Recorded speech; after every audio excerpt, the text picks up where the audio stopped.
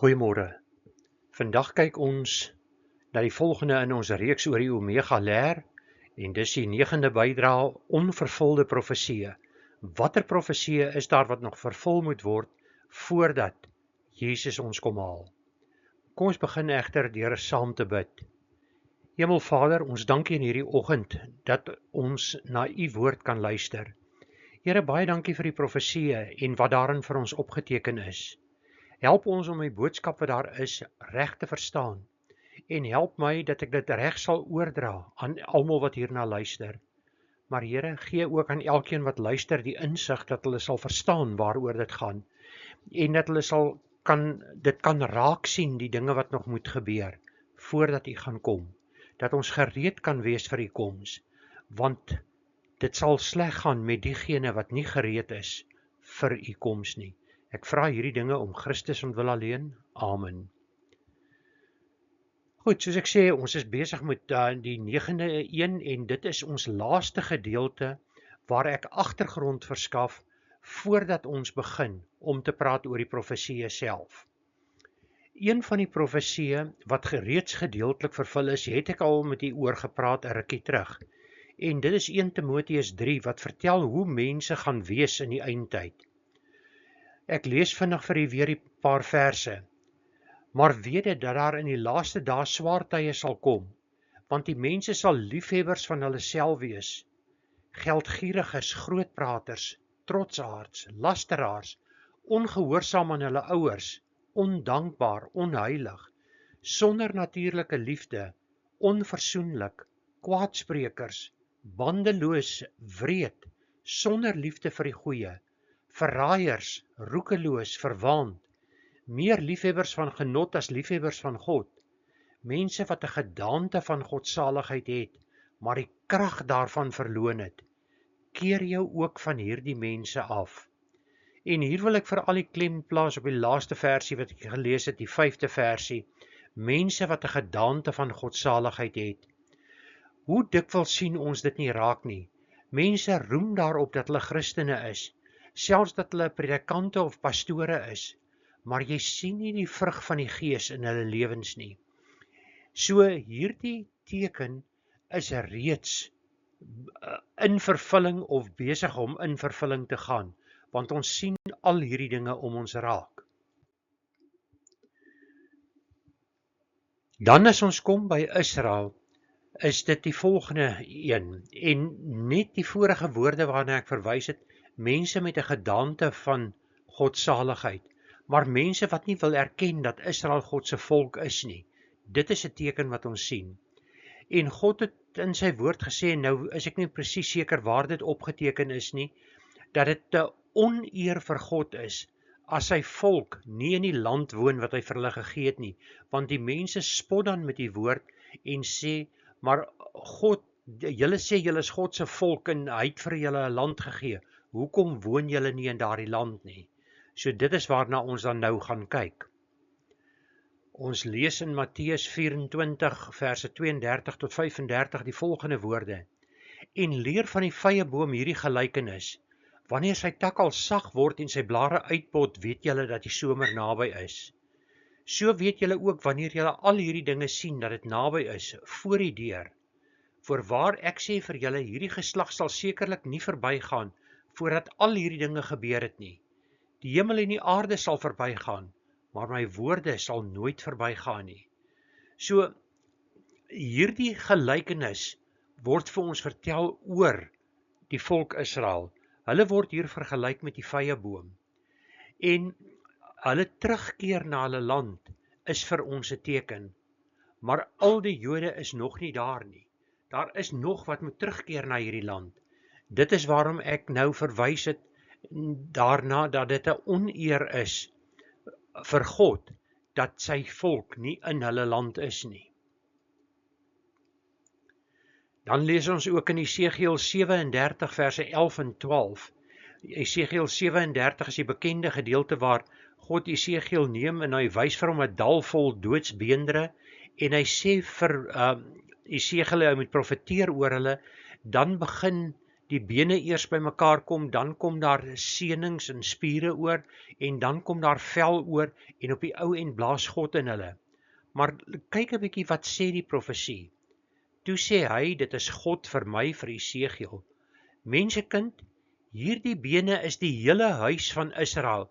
Dit is nie die kerk nie, dit is niemand anders nie, dit is die huis van Israel. Kyk, hulle sê, ons bene is verdor en ons verwagting is verlore. Dit is klaar met ons.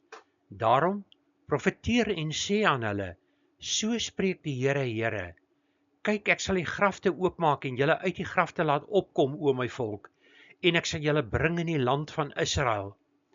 Dit is nie in 'n ander land nie, dit is in Israel wat hulle gaan bring, en die volk waarvan hy praat is Israel, dit is die uitverkore volk van God. So, weer eens, hier het ons 'n profesie, wat in vervulling begin gaan het, maar nog nie voltooi is nie. En is interessant, so 'n jaar of 2 gelede, was dit die eerste keer wat daar meer Jode in Israel gewoon het, as in die res van die wêreld. So meer as die helfte van die Jode is reeds terug in hulle land. Maar nou kry ons hierdie mense met die gedaante van godsaligheid, wat sê, maar dit is nie werklik die Jode, wat in Israel woon nie. Ons het in 'n vorige bydrae ook gepraat oor die eerste en die tweede opstanding. Die eerste opstanding is nie 'n eenmalige gebeurtenis nie, dit is 'n gebeurtenis wat 'n paar keer plaasgevind het. Jesus was die eerste een wat uit die dood uit werklik opgestaan het op die 3de dag na die kruisiging. As ons kyk na Elia, dan het hy opgevaar na die hemel, maar dit was nie 'n opstanding, want hy het nie eers gesterf nie. So Jesus word, Paulus beskryf hom ook as die eersteling uit die dood. Hy is die eerste wat opgestaan het. Dan gaan ons, voordat die verdrukking aanbreek, gaan ons kry die wegraping van die bruid van Christus, maar op daardie tydstip gaan die wat ontslape is in Christus, met ander woorde, die wat in Christus gesterf het, gaan opgewek word uit die dood uit, so dis 'n opstanding wat plaasvind. Die bruid van Christus gaan wel 'n verandering ondergaan, ons het reeds daaroor gepraat toe ons oor die wegraping gesels het, en dit is hulle liggame gaan vervang word, die vleeslike liggaam, met 'n geestelike liggaam, met 'n verheerlikte liggaam. Die volgende verdrukking wat sal plaasvind, met ander woorde net vinnig weer, ons het nog nie hierdie eerste opstanding gesien. Dit gaan eers met die wegraping plaasvind. Dan in die middel van die verdrukking is daar 'n volgende wegraping, die 2 getuies. Hulle gaan doodgemaak word deur die anti-kris. Hulle gaan 2,5 dae op die strate lê waar al die mense hulle kan sien, en die mense gaan so bly wees dat hulle dood is, dat hulle gaan dit klink verskriklik om dit te stel, maar hulle gaan Kersfees vier. Hulle gaan vir mekaar geskenke gee, omdat hierdie 2 dood is, wat hulle vertel het hoe sleg hulle is. Maar ons kom later in Openbaring daarby uit.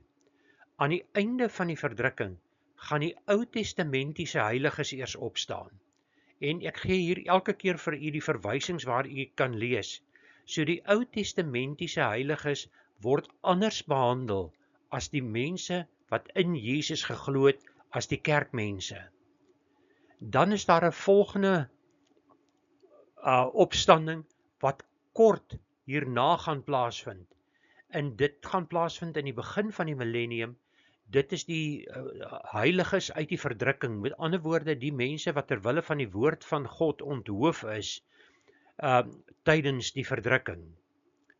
En dan kry ons die tweede opstanding, en jy wil nie deel wees van die tweede opstanding nie, want die tweede opstanding vind eers aan die einde van die millennium plaas, en dan is dit die ongelowiges wat opstaan uit die dood uit.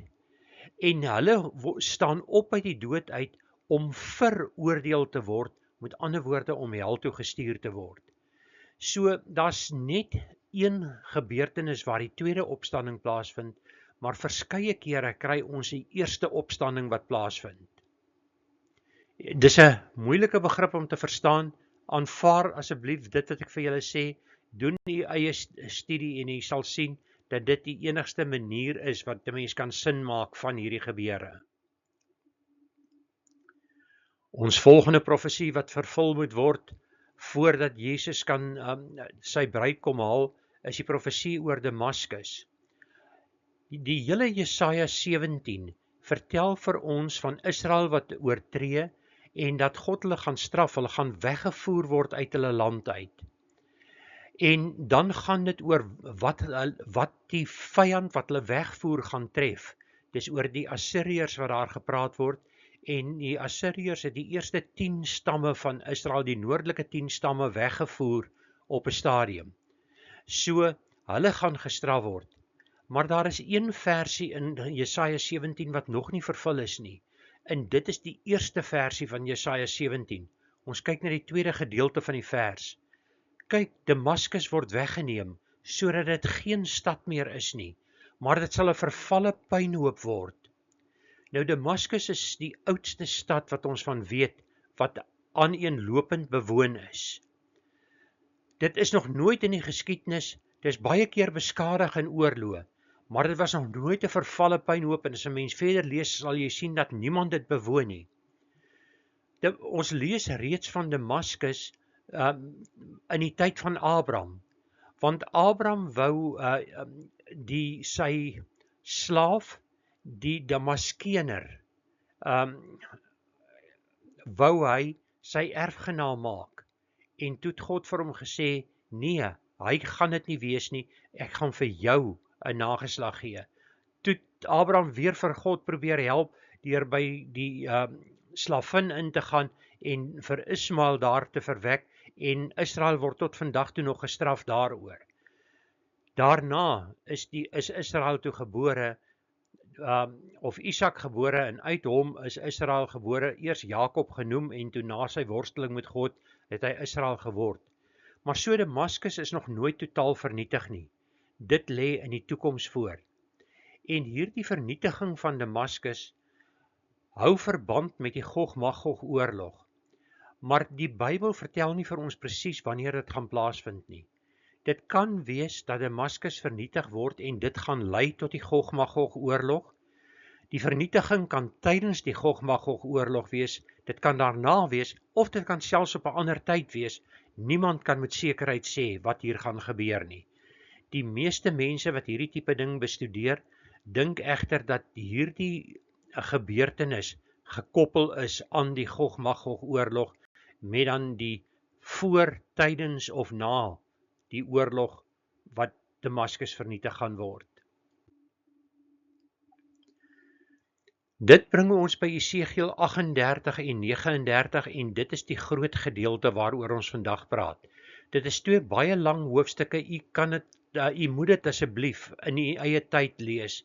Ek gaan 'n kort opsomming maak, en ek gaan net die opsomming met u bespreek.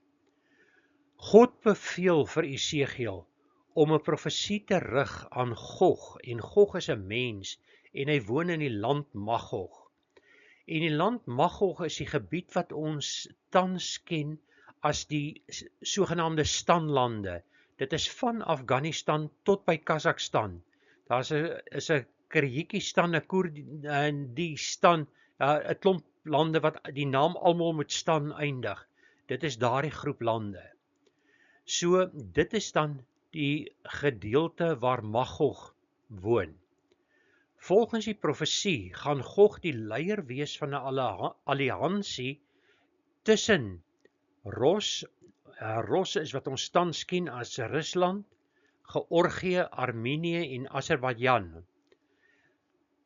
Dan gaan ons ook Mesig en Tubal kry wat gaan saam deelneem, en albei is tans deel van Turkye. En saam met hulle baie ander volke, wat die Perse, Iran van vandag insluit, dit sluit die Kusiete in, dit is hoofsaaklik Sudan, maar dit is ook 'n gedeelte van Ethiopië.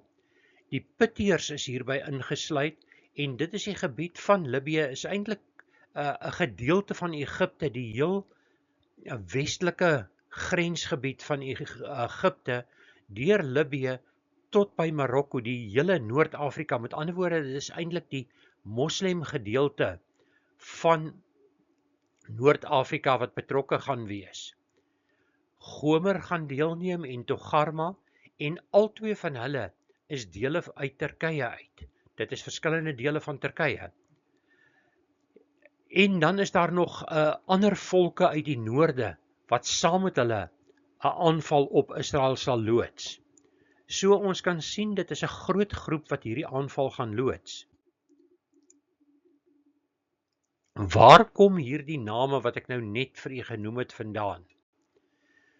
As ons teruggaan na Genesis 10 verse 1 tot 7, dan lees ons, en dit is die stamboom van die seuns van Noag, Sem, Gam en Jafet.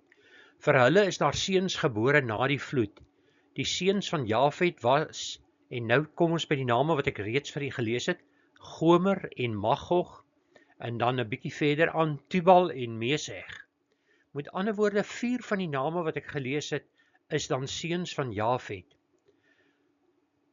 Hierdie klein seuns van Noag het na verskillende gebiede getrek na die vloed, en die gebied waar hulle was, is vernoem na die stamvader na hierdie mense.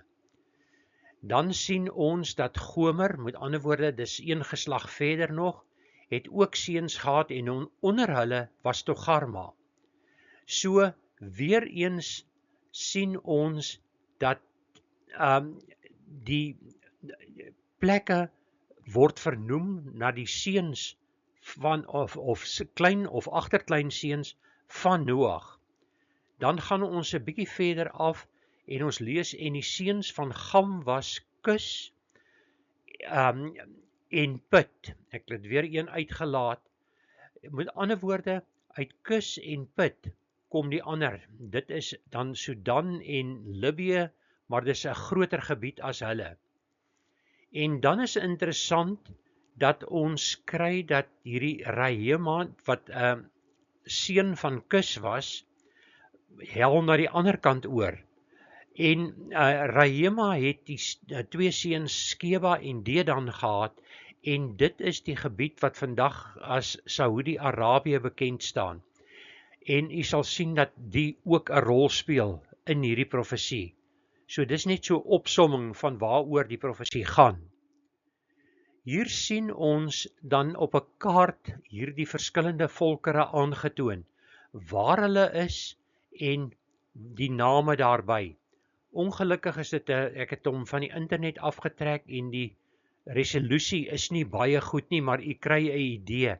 En u kan sien watter geweldige groot gedeelte dit is.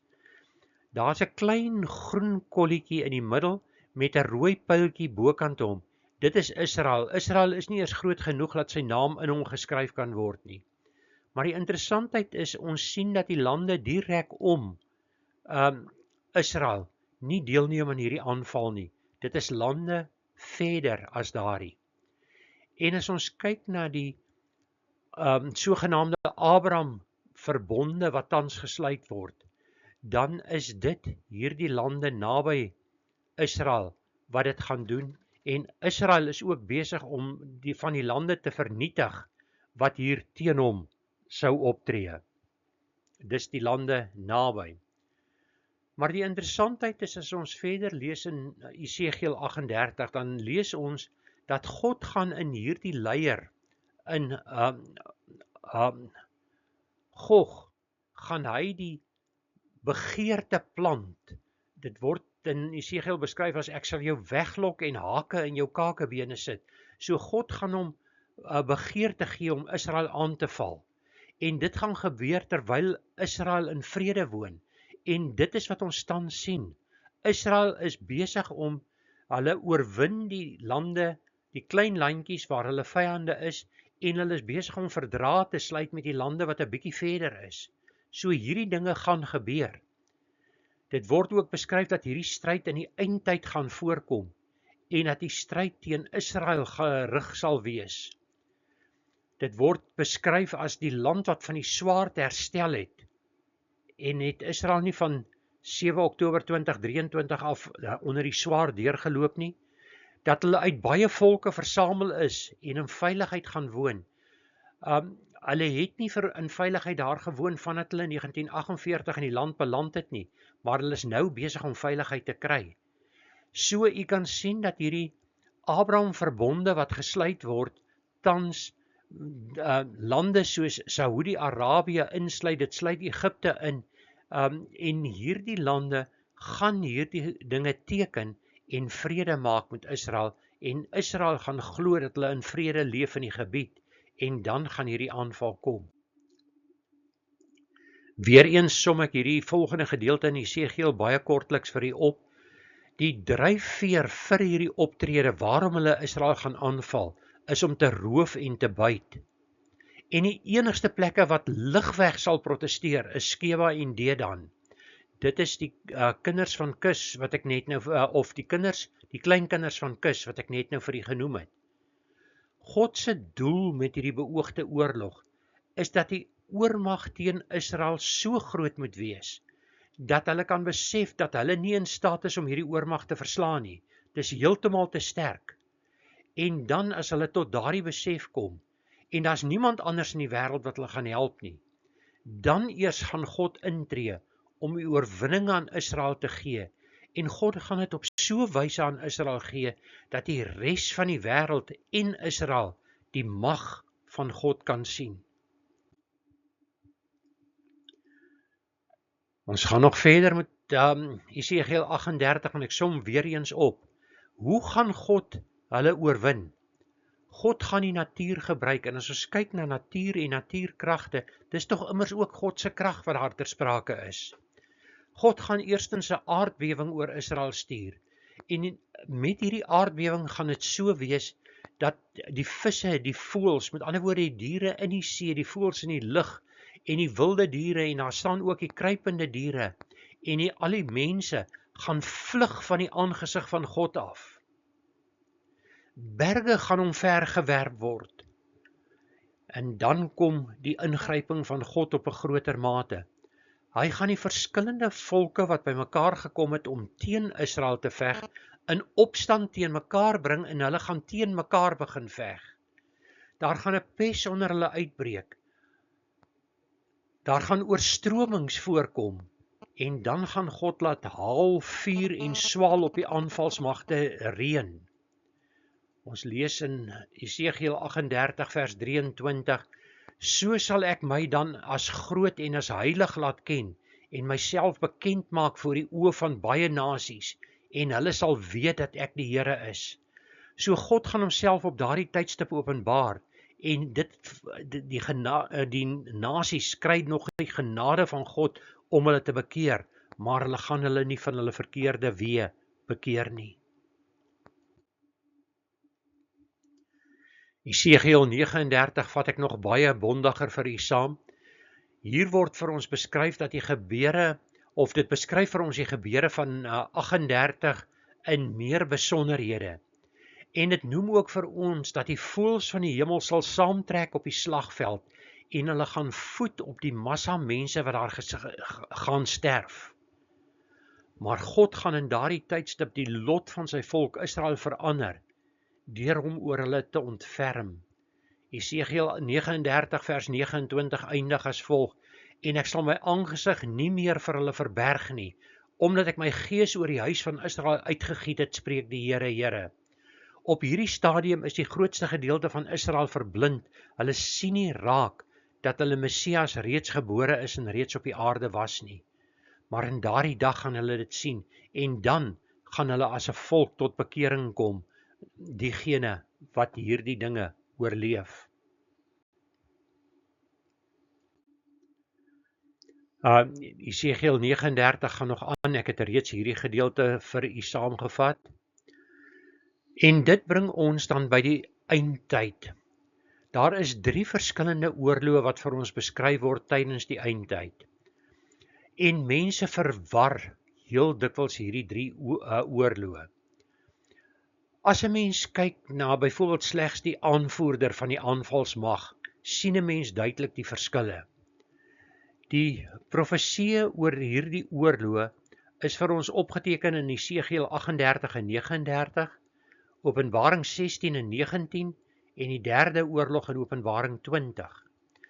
In die beskrywing in Openbaring 20 word daar ook verwys na die Gog-Magog oorlog, en daarom verwar baie mense dit met Jesegiel 38 en 39 se oorlog, en hulle dink selfs omdat 19 en 20 bymekaar is, dat dit dieselfde moet wees, sodat hier net een oorlog ter sprake is. En dit bring ook verwarring mee, dat die mense nie verstaan van die verdrukking wat plaasvind en die vredestyd wat gaan aanbreek nie. Kyk na vorige bydraes as jy meer wil weet hiervan. Die term van Gog en Magog in Openbaring 20 word net gebruik om die gesindheid van die aanvalsmagte te toon, dat hulle in albei oorloë met presies dieselfde demoniese optrede die mensdom gaan verlei om deel te neem aan hierdie oorlog. Ek het die 3 oorloë vir u saamgevat onder verskillende punte, dat u dit net kan sien. As ons byvoorbeeld begin, die bevelvoerder van die aanvalsmag het ons gesien vir Esegiel 38 en 39 is Magog. In Openbaring 16 en 19 is die aanvoerder die Antichrist, en in Openbaring 20 is die aanvoerder Satan self.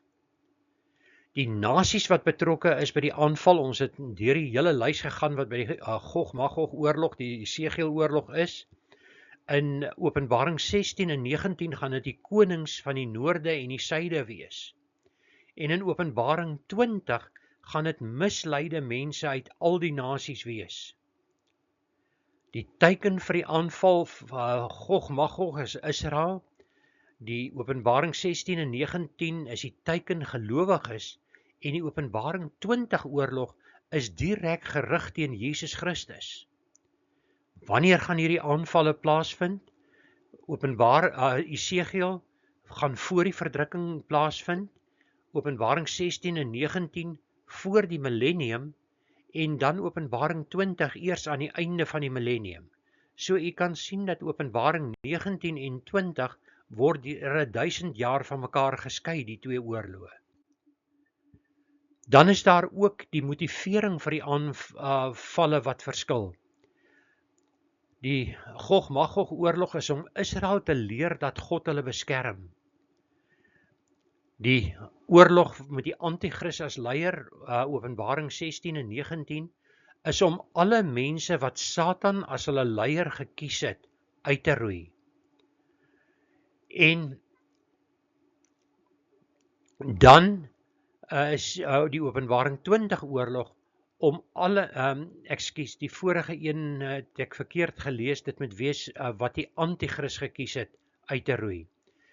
Openbaring 20 is dan om alle mense wat Satan gekies het, uit te roei. Die gevolge van die oorlog, as ons kyk na die Esegiel oorlog, is dit God verslaan die aanvallende magte met natuurrampe. In die Openbaring 16 en 19 oorlog is daar 3 uitvloeisels. Die eerste is dat almal wat die dier of sy beeld aanbid het, of wat die merk van die dier ontvang het, sal sterf. Nog 'n gevolg is dat die Antichrist en die valse profeet gaan in die hel gewerp word. En die derde punt is dat Satan gaan gebind word in die bodemlose put vir 1000 jaar lank. En nou kan jy sien, as jy net hierna kyk, as jy nie aanvaar dat daar 'n 1000-jarige vrederyk is nie, gaan hierdie gedeelte vir jou geen sin maak nie. Dis waarom ek al vir u gesê het, dat hierdie dinge moet jy weet, anders gaan jy Openbaring nie kan verstaan nie. In Openbaring 20 sterf die mense sodat alle sondaars voor die groot wit troon kan verskyn om veroordeel te word. Satan word dan eers op daardie stadium in die hel gewerp. Met ander woorde, hy beland 1000 jaar na sy 2 genote, die Antichrist en die valse profeet, beland hy eers in die hel. En die ander gevolg is dat daar geen sondaars gaan oorbly op die aarde nie. So, hulle word almal uitgeroei in daardie proses. So ons kan duidelik sien dat daar 'n baie groot verskil is tussen hierdie 3 oorloë, en dat daar glad nie van dieselfde oorlog ter sprake is nie. Nie een van hierdie 3 oorloë het al plaasgevind nie. Al 3 lê nog in die toekoms voor.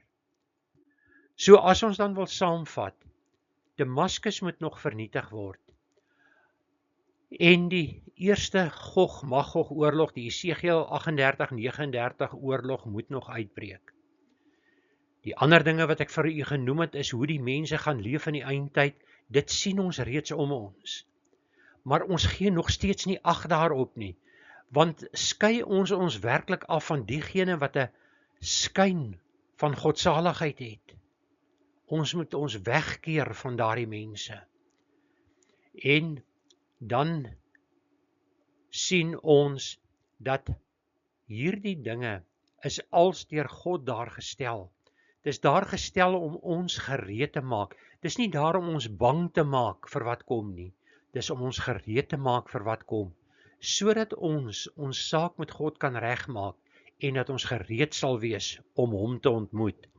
En daarom is dit vandag ook die vraag wat jy in jouself moet afvra.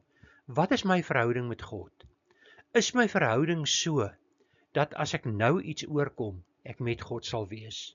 Jy moet daardie wete hê. Want die woord vertel vir ons dat die Heilige Gees saam met ons gees sal getuig dat ons wedergebore is. As jy nie wedergebore is nie, dan is jy op die verkeerde pad, is jy op pad hel toe.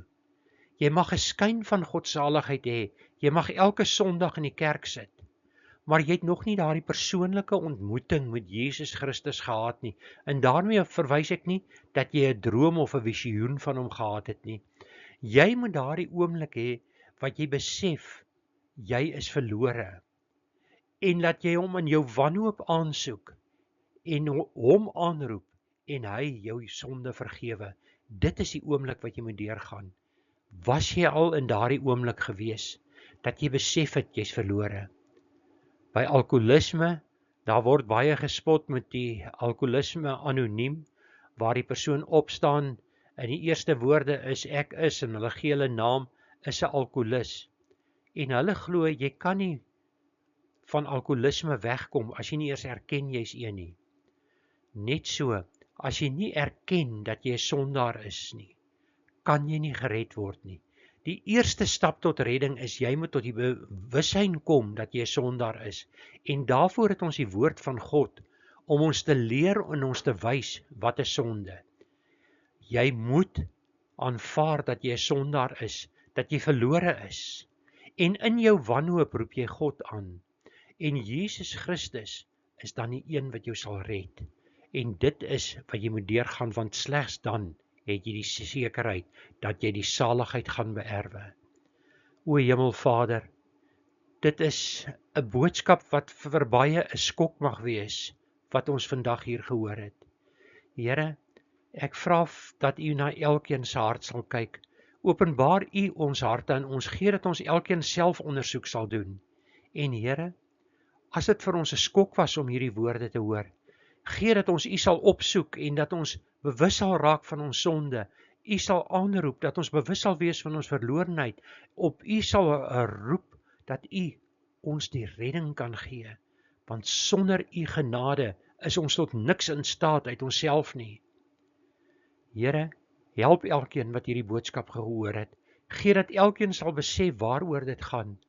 As ons kyk na hierdie tekens van die eindtye, daar is soveel honderde profesieë in die Bybel opgeteken.